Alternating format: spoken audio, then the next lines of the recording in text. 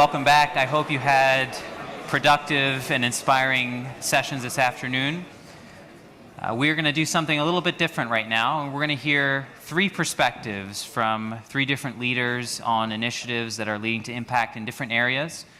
Our topic leader for this session is the President and Nestlé Chaired Professor of Leadership and Organizational Development at IMD in Lausanne, Jean-Francois Manzoni, who will introduce our speakers.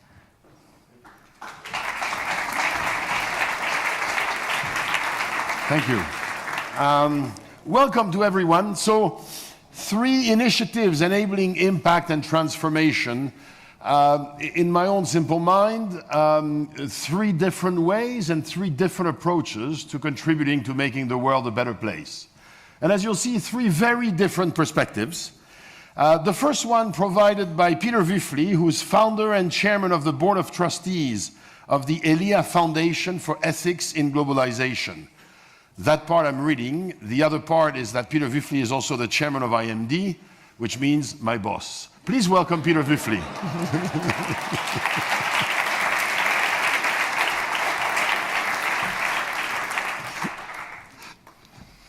Thank you very much, Jean-Francois. I've never heard you make such short introductions before. So I was told short. Well, when I look at my two fellow speakers, I'm not sure whether I should feel old or young. So I stick to what I usually tell my daughter, who is 28, when she feels I'm quite getting old. I'm always saying, well, I continue to be in my best years. So it's a delight to be here, and I will talk about the elea way of philanthropic impact investing. And we're really grateful that we have this opportunity, not only myself personally, but also on behalf of my colleagues. Some of them are here, Adrian Ackeret, and particularly also Andreas Kirchschläger, who is the CEO of the foundation, and many of you know he has been in charge of the foundation of the symposium for 10 years. So we are intimately familiar with the symposium and are proud benefactors of the symposium. Let me start with a few examples. Meet Gaurav Mehta. He actually sits in the audience somewhere. Gaurav, he's building a social enterprise in India, which is called Dharma Life. Today, 10 years after its inception, Dharma Life reaches 16,000 villages in rural India, delivering basic goods and services at affordable prices that enhance quality of life for approximately 10 million people. In addition, it supports awareness campaigns on themes like hygiene or safe and clean energy that reach another 15 million people in India. Gaurav, he grew up in an entrepreneurial family of the Indian diaspora in Germany. Educated at London Business School, he was on a track of a successful finance executive when he discovered his calling to become a social entrepreneur. Elea invested in his organization in 2014 and actively supported him with advice at board level and operationally on strategy, organization, or IT. When Indian demonetization in 2016 hit Dharma, we helped navigate an existential crisis. In 2018, Gaurav was recognized as a young global leader by the WEF. Another example.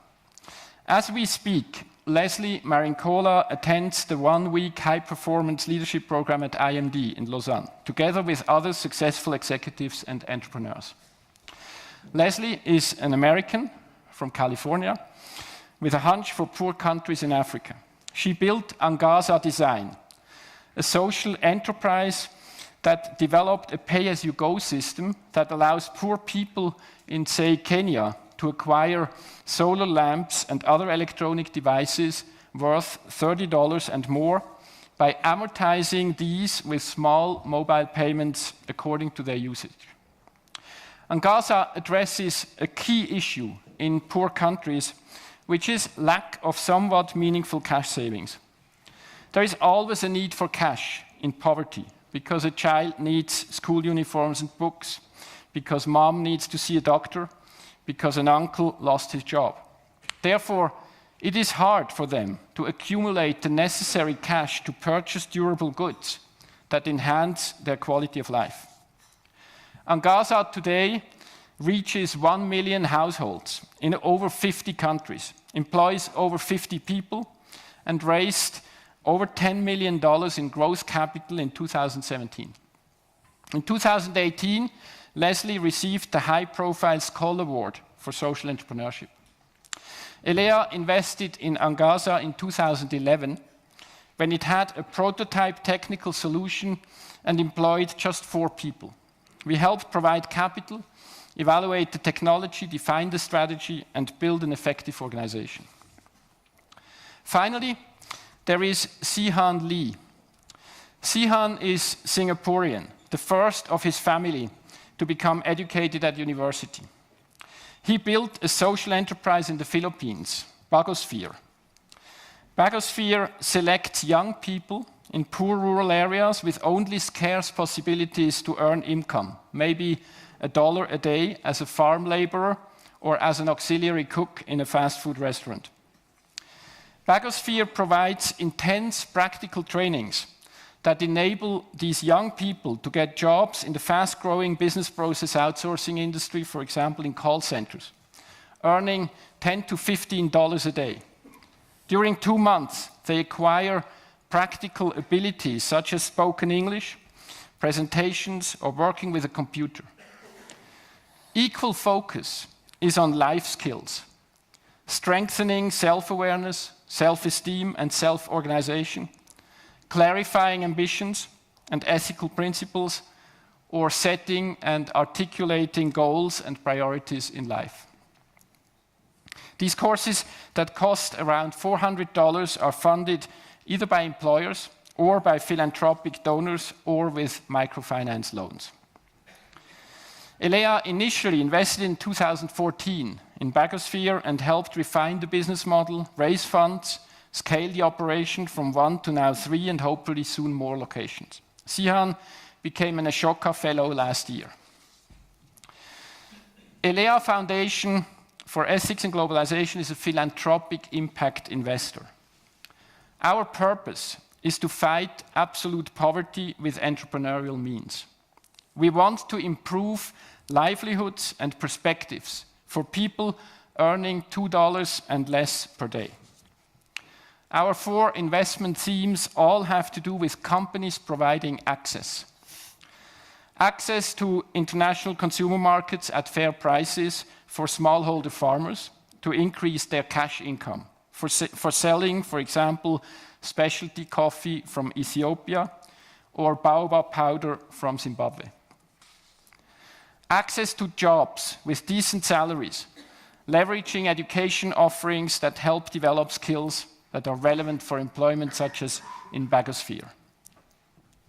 Access to basic products and services at remote locations and affordable prices that enhance quality of life, such as Dharma Life. And access to new technologies to benefit, for example, from mobile digitalization opportunities for financial inclusion. Within these 4 main investment themes, Elea searches for young companies based on strong and plausible theories of change and with a promise to become both economically and organizationally independent in order to achieve sustainable impact and financial returns. We are philanthropic because our investments support innovative social enterprise at an early stage in their development, where they are still small, risky, and of course loss-making. And as my introductory example should have shown, in this phase, at least as important as financial capital is their need for professional advice and support, for relevant expertise, for empathetic coaching and mentoring across many fields of business development and leadership. However, we are also investors and capitalists. We plan to exit our investments after 7 to 9 years. Several of them could today achieve positive money multiples and net rates of returns. And they have meaningful social impact in the 100,000s to the millions of lives touched in a positive way. Impact investing is a powerful trend today, as we have all learned through that conference. The Global Impact Investing Network estimates that well over $250 billion were raised to date in order to be invested with impact objectives in mind. Yet, often social entrepreneurs find it difficult to raise and leverage capital for their social enterprise. And many impact funds experience challenges in sourcing impactful and financially attractive investments. We see huge opportunities in bringing entrepreneurship and capital even closer together. That is why actively supporting social entrepreneurs in their capacity to innovate and achieve impact, for example through technology or effective organization building, as powerful levers for scale, is of critical importance. Thereby we recognize that social enterprise development in poor countries needs patience. Typically, it is a matter of 5 to 10 years, not 24 to 36 months. Our operating model rests on 3 pillars. At the core, and by far the largest part of our work, is sourcing, evaluating, partnering with, strengthening, and at some stage exiting promising and attractive social enterprise. To enable us in doing this, we count, secondly, on a circle of friends, our fellow philanthropic investors, who provide us with philanthropic capital. They are typically entrepreneurial families themselves, other foundations, or companies that like our way. And thirdly, we attract young talent who pursue a career opportunity in philanthropic impact investing, several of them actually from University of St. Gallen. Many of you in the room will not be surprised to hear that the combination of purposeful work for meaningful causes together with the ways of competitive, performance-oriented capitalism is appealing to many smart and ambitious young people. This goes hand in hand with recent trends in economics, whereby traditional profit-maximizing eco-humans is substituted by a more realistic view on humankind that combines self-interests and altruism in a balanced way. Supporting these 3 pillars is our emphasis on expertise and capability development. We developed our proprietary method for impact measurement, and in 2018 we established a professorial chair at IMD, which is focusing on social innovation. Elea Professor Vanina Farber was actually among us yesterday and this morning. Impact investing is also about ethics. Ethics addresses basic questions of humankind, such as what is a good life, what is responsible behavior, what is fair and just. The fact that I am standing here talking to you about ethics and business, as I did already in 1982, when I, then a student at the University of St. Gallen, was asked by the 12th St. Gallen Symposium to deliver the perspective of the young generation, underlines the ongoing relevance of this theme. Indeed, today, as in 1982, we continue to face tough ethical dilemmas that challenge our traditional values. Take immigration. Where does individual freedom of mobility find its limits as nations see their identity and culture threatened? Or take climate change. Where is a good balance between encouraging green behavior while remaining tolerant of different choices for individual lifestyles? The St. Gallen Symposium, with its unique global platform, linking generations, is ideal for having such critical debates in constructive, solution-oriented ways. Elea's ethical framework puts individual liberty at its center. We call it liberal ethics. Based on our experience, meaningful social impact is created by entrepreneurial individuals who, together with their teams, develop innovative ideas and commit large parts of their talent and life energies to their realization, while encouraging others to contribute capital, both financial and non-financial. This bottom-up model only works with liberty, very much in the tradition of the ISC's and the St. Gallen Symposium's commitment to free markets and competitive capitalism. But we are not libertarians. We strongly argue that in today's complicated global era, people with privileges, such as financial resources and or intellectual and other capabilities, like probably all of us here in this room, should take particular responsibility to help address the world's huge challenges, which we're doing over these 2 days. That's one of the reasons, next to a passion for poverty economics that goes back to my studies here at the University of St. Gallen, why my wife and I set up elea 12 years ago to help poor people access opportunities from globalization. Not being libertarians also means that we are not in the camp of those bashing national states or international and multilateral organizations. We believe that the challenge to erase absolute poverty is huge enough to warrant bringing different players across the public sector, civil society, and the private sector together within an ecosystem where they reinforce each other's strengths rather than focus on dysfunctional, polarizing turf debates. However, we are also convinced that the strengths of states are different from those of private entrepreneurs. The best states are excellent at delivering corruption-free, convenient, non-bureaucratic services to their citizens. They build and maintain modern infrastructure to boost their attractiveness for business. And they provide safety and enforce rule of law equally for all of their citizens. Look at Switzerland, Singapore, Estonia, or Botswana, as we heard this morning from the minister, as some examples for excellence in some of these areas. At the same time, there is very little evidence that states are good entrepreneurs, that they are capable to develop sustainably successful, innovative, competitive global enterprises. Would it therefore not make sense if states would concentrate on what they are potentially very good at, as opposed to competing with the private sector in providing entrepreneurial market solutions? What is true for individuals is also true for countries and regions. Those with wealth and capabilities should assume particular responsibility for improving the world. And corrupt, ineffective, or even failed states are often the root cause for persisting barriers in the fight against poverty. Professor Andreas Wimmer, a Swiss professor teaching at Columbia University in New York, demonstrates this nicely in his recent book, Nation Building: Why Some Countries Come Together While Others Fall Apart. Botswana became a successful nation because it delivered valuable goods and services to its citizens, and failed states, such as Somalia, on the other hand, breed terrorism and instability.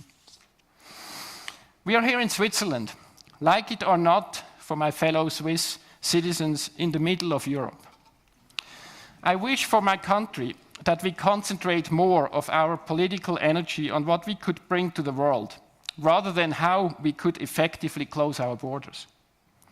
And I hope that in our relationship with Europe, we do not fall into the trap of an anarchic tendency for romantic self-destruction, a term that The Economist recently used when describing British attitudes in the context of Brexit. Unfortunately, we have that tendency too. The empire for the British is what the successful fight against Austrian knights in the 13th and 14th century is for many Swiss. My wish also goes to Europe. Rather than depressing ourselves with a relative decline of our economic strength and population relative to other parts of the world, we should concentrate on our advantages in other fields. And ethics is one of them. It is true, even though contested this morning, equitable individual liberty and universal human rights, they were invented in Europe by a fortunate combination of Greek philosophy and Christian beliefs, as Oxford professor Larry Seatontrop impressively describes in his book about the history of liberalism, Inventing the Individual. Yet Seatontrop concludes his book by a somewhat pessimistic thought. If we in the West do not understand the moral depth of our own tradition, how can we hope to shape the conversation of mankind, he asks. Let me close the circle as the time is up on the Elea way. Elea was the name of a Greek city. The Roman name is Velia in southern Italy that was established around 540 before Christ. It was not only an early example of globalization within Europe, but also a school of philosophers preceding Socrates. So it was to some extent at the beginning of this moral tradition Professor Seaton-Top mentions. One privilege of regularly attending the St. Gallen Symposium is that it is opposite to gloom and pessimism. At least I always go home inspired by the drive and energy of such a strong, diverse, and talented group of young, ambitious people that I meet here in St. Gallen. I'm ever more convinced that through the use of this cross-generational dialogue platform, we will all explore and adopt constructive solutions for our today's and tomorrow's challenges. I look forward to your questions. Thank you for your attention. Thank you, Peter. Peter, I think you're going to... Well done. So the first way of the three initiatives, the first of the three initiatives enabling impact and transformation, focuses on identifying social entrepreneurs and then supporting them financially, but also through advice and coaching and connections. The second way, or the second initiative that we'll focus on this afternoon, deals with youth and water. Our speaker is the president of the World Youth Parliament for Water. The World Youth Parliament for Water is a youth network acting for access to water and sanitation around the world. This movement of passionate young people from over 80 countries effects change at several levels, from local community, where they implement concrete actions, to the United Nations General Assembly, where they advocate for youth participation in the water sector. Please welcome the President of the World Youth Parliament for Water, Lindsey, Aldaco-Manner.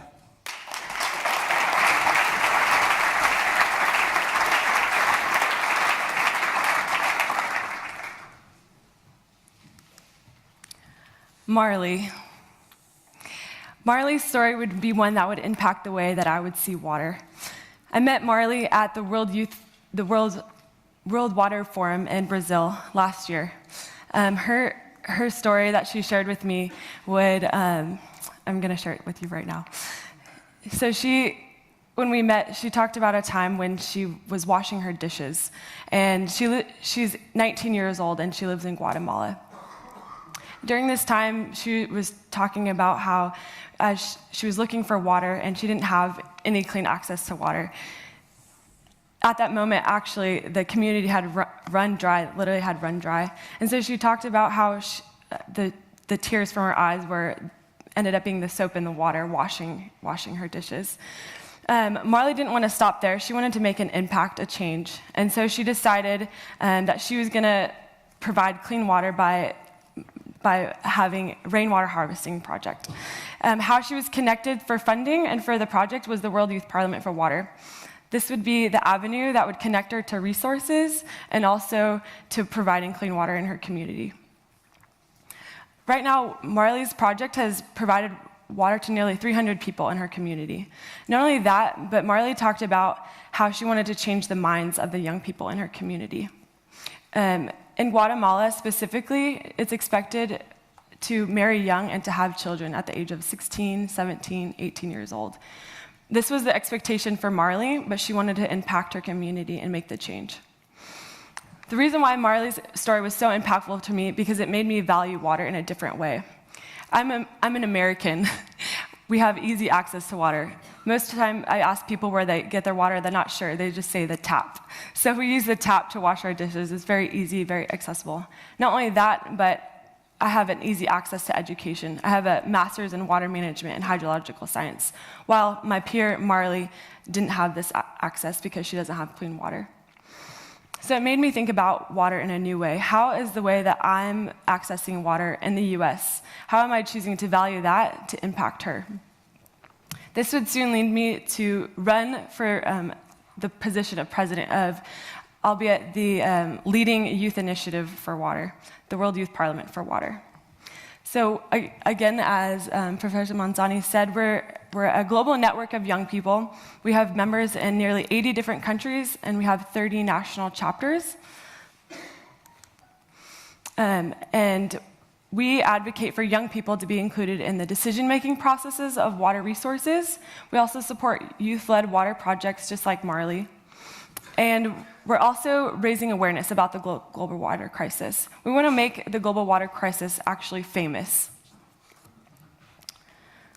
Something that's unique about our platform is that we're not just grassroots, we're on an international level.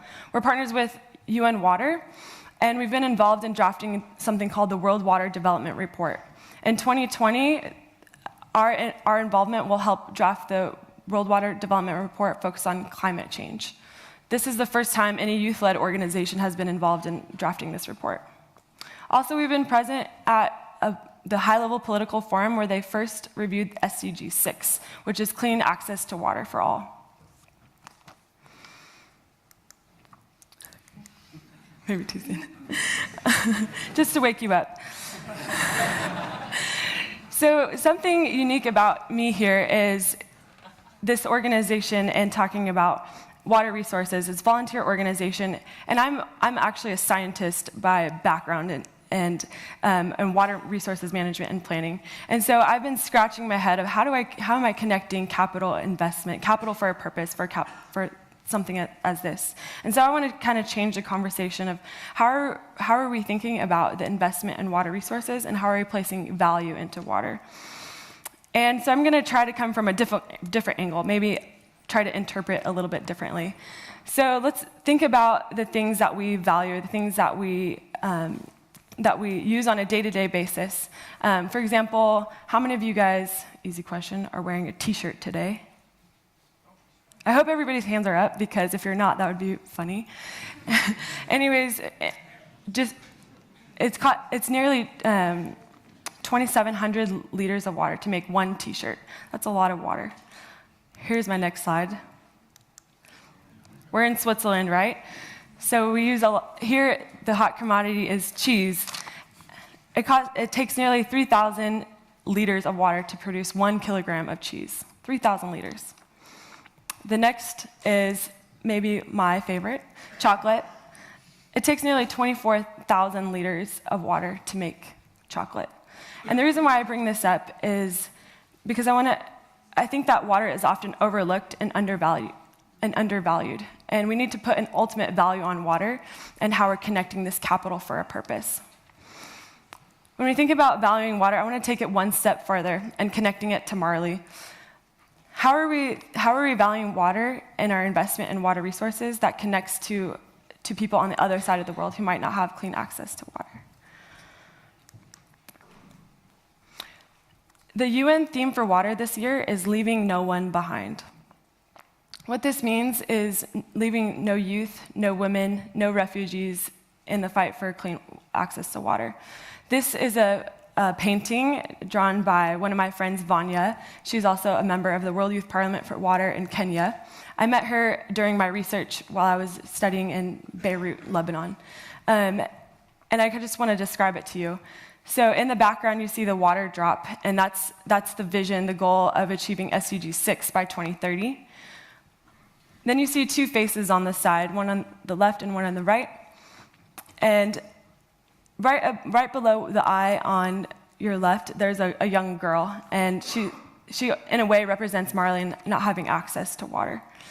What I love about this photo is the two faces. To me, it represents two sectors in two parts of the globe, the developing world and the undeveloped world. And it also represents the different sectors, business, policy, science. To me, this represents the need to work together, to collaborate, to have an interconnection in order to achieve water for an ultimate purpose.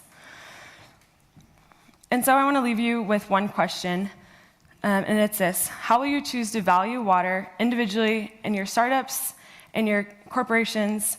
How will you choose to value water and invest in water that impacts the global water crisis? Thank you. Thank you.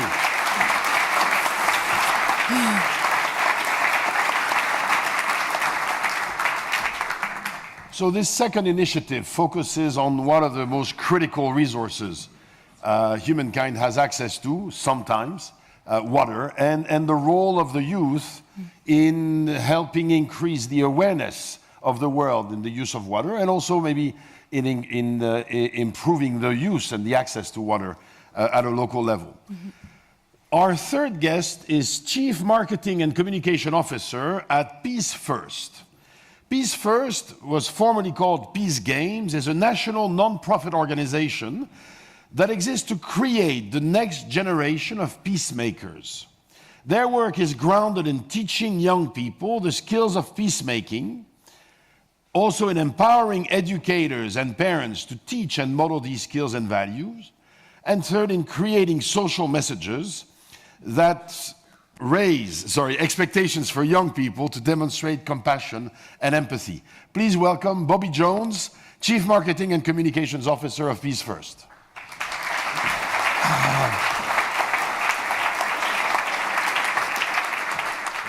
Thank you. I want to start with a story. A couple of years ago, we were in Chicago, Peace First. And if you don't know, Chicago's been dealing with a significant, and some might say crisis levels of violence in the city, particularly gun violence. And while we were there, we were talking to a group of young people. It was about 150 students that were there. And we were in this room and we were talking about how the young people in this room were living in this space and in this city. Just to give you some context, over one 3-day period in Chicago that summer, 80 people were shot. We asked the young people that were in that room, how many of you have been personally affected by gun violence? Every single hand in that room was raised. We asked them, how many of you have an idea that you think can help solve this problem in the city? Almost every hand was raised. We asked them, how many of you have ever had an adult ask you what your ideas to solve this problem are? Only a handful of young people had their hands raised. And then we asked them, how many of you have ever had an adult offer to actually invest money into your ideas to solve this problem? Not one hand was raised. What's happening in Chicago is representative of what's happening throughout the country and what's happening around the world, which we have young people who are on the front lines of some of the world's biggest problems, who are often disproportionately affected by these issues, who have ideas, who want to be part of the solution, but are rarely, if ever, called to help be part of the solution and hardly ever invested in to help solve these problems. And one of the biggest reasons why this is the case is because we have this pervasive and problematic narrative of young people that they're not capable of doing these things in this moment. So oftentimes when we talk about young people, we tend to talk about them as victims that need to be protected from these problems in this cruel world. Or we talk about them as the perpetrators that needs to be punished for creating these problems. Or at our best, we stand in front of our young people and we look them in the eye and we tell them, you're the future, right? We tell our young people, you're going to do great things someday. We tell them, you're going to be great someday. We tell our young people, you are going to change the world someday. And even with the best intentions, it's telling them what? That they're none of those things right now. Young people are not waiting for someday to create a better world. Young people are creating solutions to our world's biggest problems right now. Lindsey isn't waiting for someday, nor are the young people that she's working with. The young people like Amid that we're working with in Iraq are not waiting for someday to help ensure that war orphans have education. Young people are ready to change the world right now, and they're doing it right now. This idea that young people are the future is a lie. Young people are not the future. They're our most powerful resource for cultural and systemic change that we have right now in this moment. And the reason why I know that for sure is because every day I help young people who are changing the world right now. In the work that we do at Peace First, we have a global community of 8,000 young people across 134 countries that are solving some of the world's biggest problems. And the way that we help them is by providing them with tools and resources that will help them bring their ideas to life. Any young person, go to peacefirst.org and sign up and be a part of this community. We'll provide a step-by-step framework for how to help solve these problems, how to bring these solutions to life, how to measure the impact and success of it. And we're offering mini grants of $250 of US dollars and local economy equivalents that puts these dollars in young people's hands to help solve these problems. And our big bet is that we're raising $10 million for a youth investment initiative that we believe will be one of the largest direct investments in youth social innovation ever. As a leader of a purpose-driven organization, I'm telling you that young people are the most powerful allies that you can have.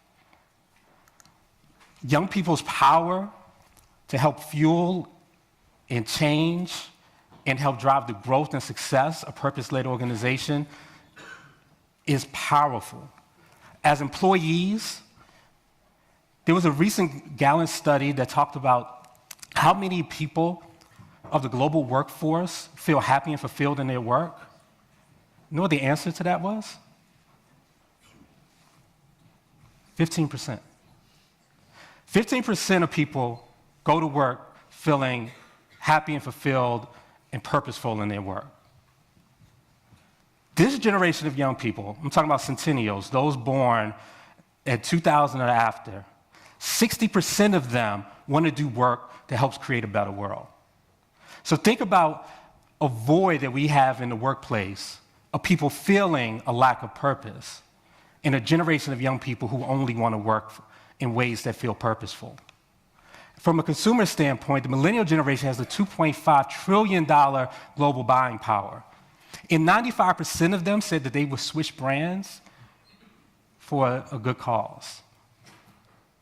Many of the people who are buying, particularly young people who are buying products and services, are making it a mandate that those products and services align with the values and things they care about. And if you want proof in terms of the power of purpose-led organizations as investors, there's a recent study that showed that purpose-led organizations outperform in the stock market by 134%. So we're talking about a tremendous opportunity to lead with purpose and to act with purpose, but even a more powerful opportunity to do so with young people as allies. So I want to show you a couple of key principles on how to do that. And these principles were learned through 4 years of research, and as I was writing a book called Good is the New Cool, and this is the Good is the New Cool model. These are 7 principles that you can use to create and build a successful for-purpose organization, and I'm going to show you how to do this within the context of working with young people. First is know your purpose. The importance of knowing your purpose is number one. And when I say know your purpose, how we define a purpose-led organization and define purpose in that context is an ambition that inspires action to the benefit of stakeholders, to shareholders, as well as local and global communities. So first of all, know your purpose. What is the thing that you're doing that's benefiting those communities, those groups? What problems are you solving? Second, find your allies. For those who have a clear sense of purpose, don't go it alone. Find the people, the organizations, the entities, the existing initiatives and movements that share your purpose and share the change that you want to see with the world, and find your allies in them. Find ways of working with them. Find ways of partnering with them. And particularly for young people, tell your story in a way that they understand why you want to create the same type of world that they want to create. 3, think citizens, not consumers. This idea of looking at people and populations as if the only thing they care about is whether or not you have a better tasting soda or a faster driving car are over. People care about a lot more. They care about the quality of life. They care about the quality of lives for other people in their families and communities. They care about the quality and the state of the world. So begin to look at people and connect with them as citizens and not just consumers. 4, lead with the cool.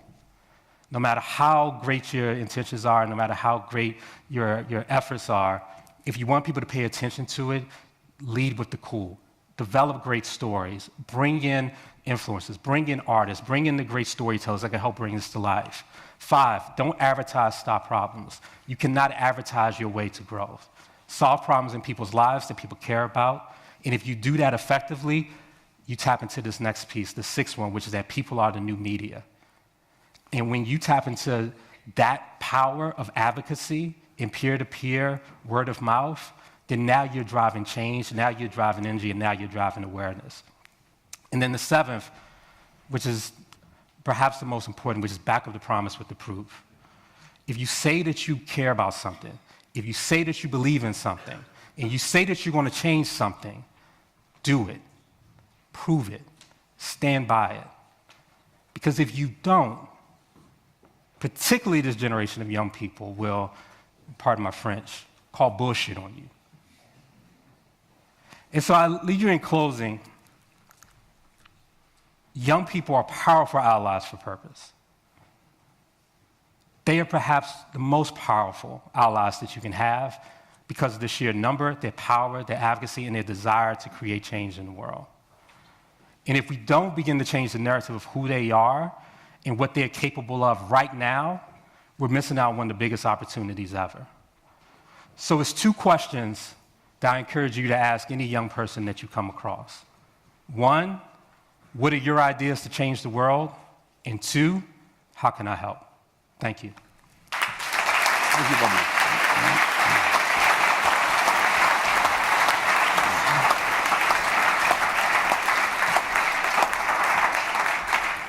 So where elea identify and invests financial resources, but also support in social entrepreneurs, where their activities will alleviate poverty, Peace First identify and invests in young people, and again, invests a little bit of money, but also time, energy, and resources and education to support their peacemaking and generally life-enhancing and life-supporting initiatives.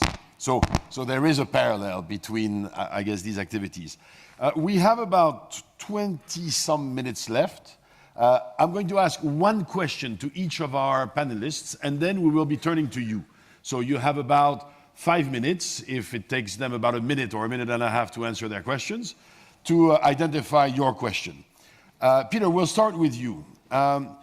If we want to scale up progress in your area, what's the key resource? What's the scarce resource that is preventing more rapid scaling up? I think the most scarce resource is entrepreneur. I think what we find most difficult to source are good entrepreneurs that bring, on one hand, the qualities, the vision, the strengths, but then also the commitments. I mean, there are a lot of people going somewhere and say, well, I want to spend 6 months and help a bit. That is good for a business plan competition. That is not good for building a social enterprise. For a social enterprise, you need to dedicate your whole life energy for the next 5 to 7 to 8 years. And you need to be there. There are plenty of people who think, well, it would be great if Africa would apply ABC. This will not work. I think you have to have people there who know what the problems are, what they want to solve, and then I think you can help them solve it. So it's clearly the entrepreneur is the scarce resource. And do they have to be local, the entrepreneurs? Either local, or they have to be there a lot and have to have a strong local teams, but preferably local. Okay. Lindsey, you mentioned that one of the problems in your activity is that somehow we take water for granted because there's not a clear way or an effective way of valuing water. Now, we often have this conversation in terms of climate change and carbon. Is that one of the things that you and your organization are advocating? Would you like somehow, how would you value water in a way that would be more conducive to better management of that resource? And you mean specifically climate change as well? Is that? No, I mean in terms of the water. You said one of the issues is we don't always value water properly.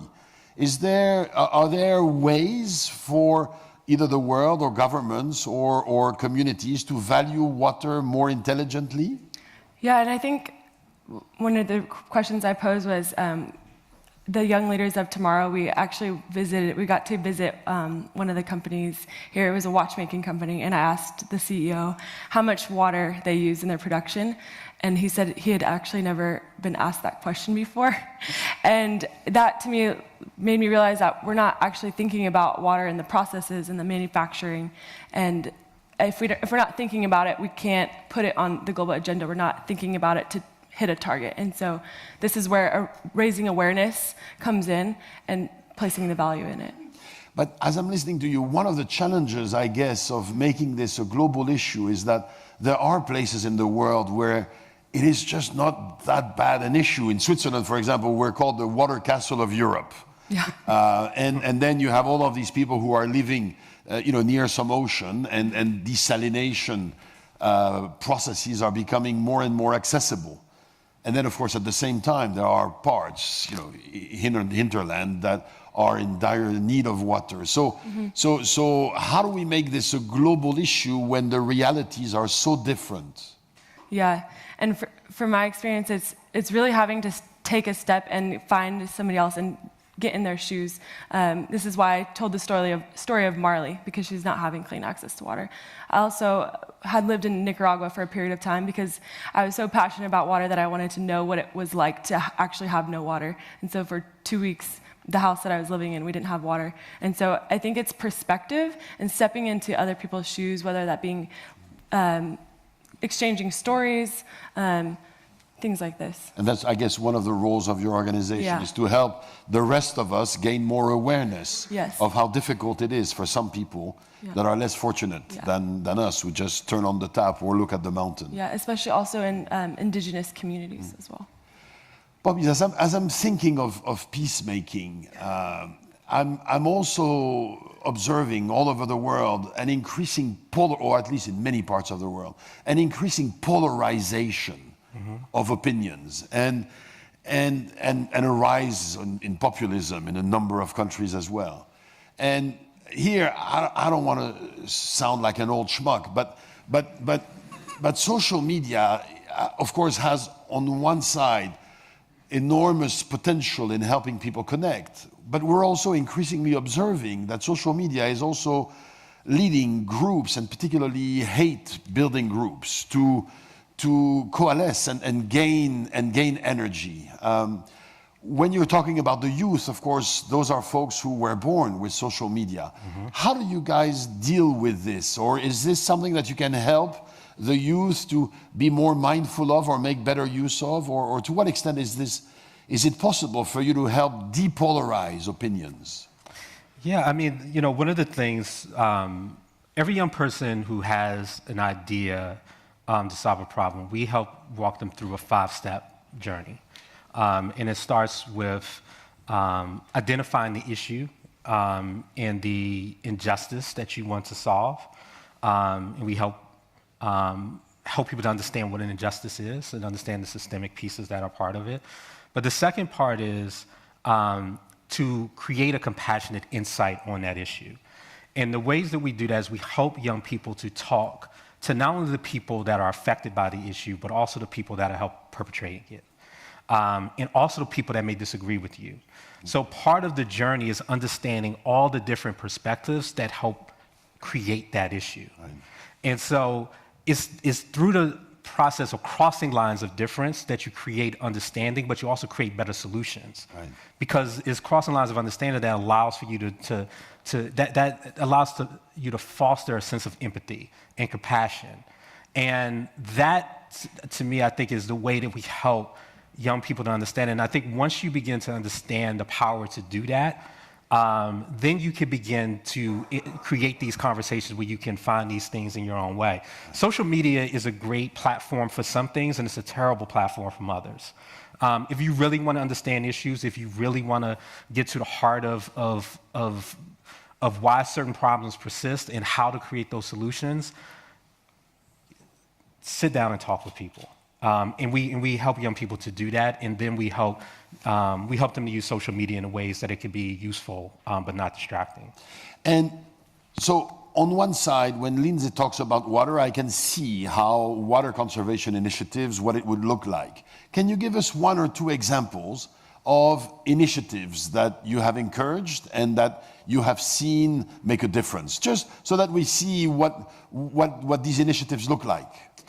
Absolutely. I mean, I would say one, just real quick, was a young person by the name of Tunde, who is a young person who grew up in a city that was affected by police brutality. He and a friend was pulled over by a police officer and just harassed and pulled out in the car, told to put on the ground and told them that you're lucky that if I pulled you over in another part of town, I would have beat the crap out of you. And one of the things that he realized in that moment was not only the depth of the problem in that city, but realize how many other young people in that city were also being affected by it.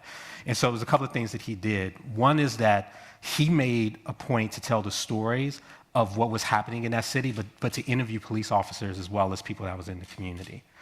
And the second thing that he did, because he understood through that interview and having those conversations, that one of the insights that he had was that the police officers were as afraid of the young people as the young people were afraid of the officers. And so he said the only way that we can figure this out is if people begin to understand each other's position. And so one of the things that he did is he created a training module in which the police precincts and trained police officers through the power of role play. So the officers had to play the role of the young people had to play the role of the officers. Mm-hmm. He trained 2/3 of the Baltimore Police Department. And that training wound up being something that he rolled out throughout the city. And so that's an example of you can't create that solution unless you learn how to cross lines of difference and understand what the common ground is. And we've invested close to $25,000 in Baba Tunde's work and his ability to continue that work. And that's a fantastic example of what you were mentioning earlier. Yes. Thank you. Of the development of empathy and compassion, of mutual empathy and compassion. Absolutely. Thank you very much. Are there questions from the audience or reactions or other forms of observations? We have one here in the middle. What is the process? Do they just, do we give them a microphone? Voilà. No, I thought maybe you would just power your voice with energy. But since you have a microphone, maybe use it. Well, we've been talking all week, so my voice is starting to disappear a little bit. I don't think I could do that today. But thank you all very much for your presentations. My name is Andrew Foley, and I'm from the US. My question is actually for Mr. Jones, but if anyone else has some insight, we'd love to hear it too. I think one of the big problems in entrepreneurship, especially social entrepreneurship, is that there's often this resistance that has to be overcome before it's acceptable or desirable maybe to choose the career path of an entrepreneur. And I think this is especially prevalent in the social sector, where those who could benefit the most from social entrepreneurship tend not to pursue it because of economic reasons or what have you. And I guess my question is, how does your organization, or how could similar organizations overcome some of these resistances? Well, listen, I'm sure everyone here can attest that being an entrepreneur is not easy. I think there's two things that we try to help people with. One is every project, we encourage them, and actually we require that they do as a team. So automatically you're starting something with a small group of people. Second is that throughout every step of the process, we provide them with mentors. We provide them and connect them to a community of young people that are also doing it. And the third is that we also try to showcase ideas and models that are working so that every person doesn't feel as though they have to create their own individual solution. There's certain things, to your point, that cannot be scaled globally and throughout these different parts of the world because of different nuances. But there are ideas that can be scaled or replicated, or at least built on top of. And so one of the things that we try to do is connect young people who are working on similar issues together in ways that one group's breakthrough can help be a breakthrough for someone else.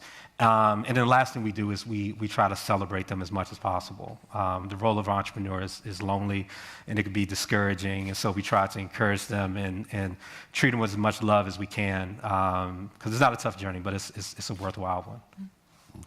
Peter, maybe a thought on this? Maybe a word on that. We are now in this for 12 years, and we have seen a serious momentum of social entrepreneurs being more recognized, more platforms, more recognitions, more awards, to the extent that it becomes a little bit distracting. I can tell you, we are a little bit wary of the kind of the conference circus. It's a dangerous thing to say here in St. Gallen. So when we find really good entrepreneurs, we hope that they continue to focus on their enterprise before they are spotted by the world and then spend 3 months of the year going to conferences and collecting prizes and awards.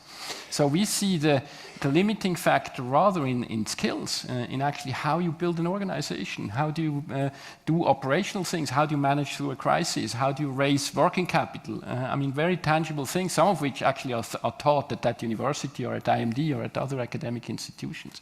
So we feel in our area of building social enterprises that are financially and impact-wise sustainable, the issue is not so much awareness, the issue is really bringing entrepreneurship and capital together so that impact can achieve in a sustainable way.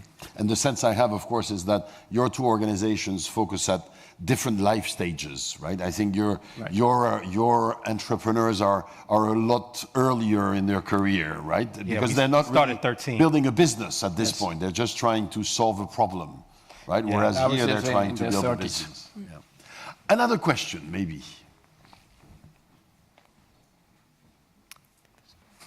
Where? Way in the back. Ah, thank you.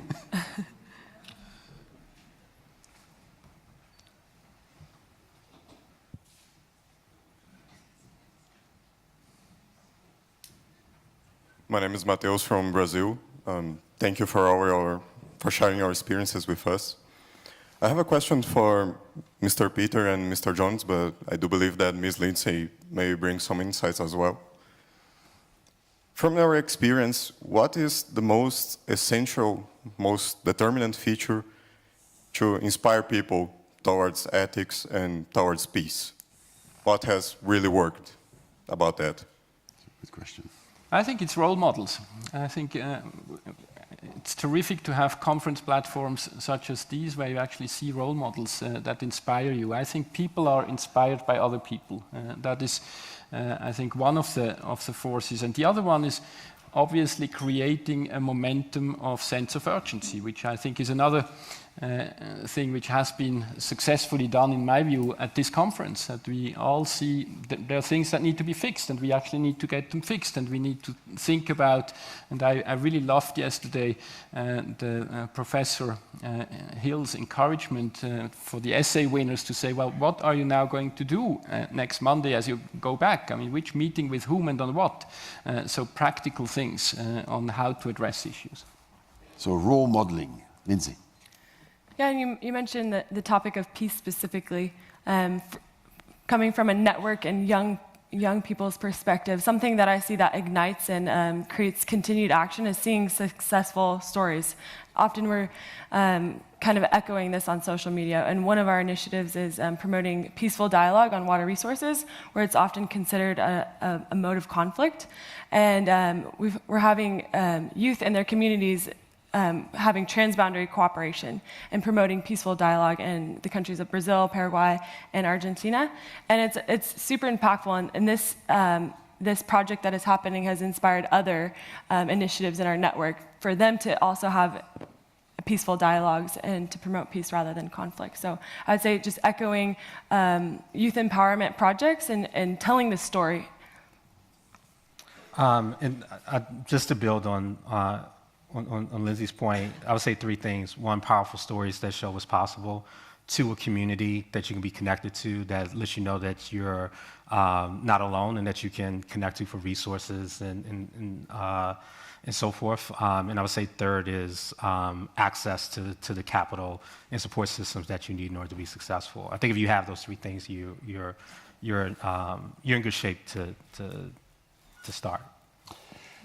I would like to take more questions, but we have a thing that reads in English, time is up, which I think is about to start blinking, and then an army of people will start roaming from the side. So we're going to have to stop. But before we do, I was just thinking in terms of role models. I think the three of you are giving us an incredibly inspiring, uplifting, and also humbling example of dedicating part or a big part or an enormous part of your lives to working with others, inspiring others, and empowering others to make the world a better place. We will try to follow on your examples, and to the extent that capital might be helping some of your organizations to do even more good, and to the extent that there is capital in this room, maybe some of you might want to talk to these young people to see how you can help them. Thank you very much.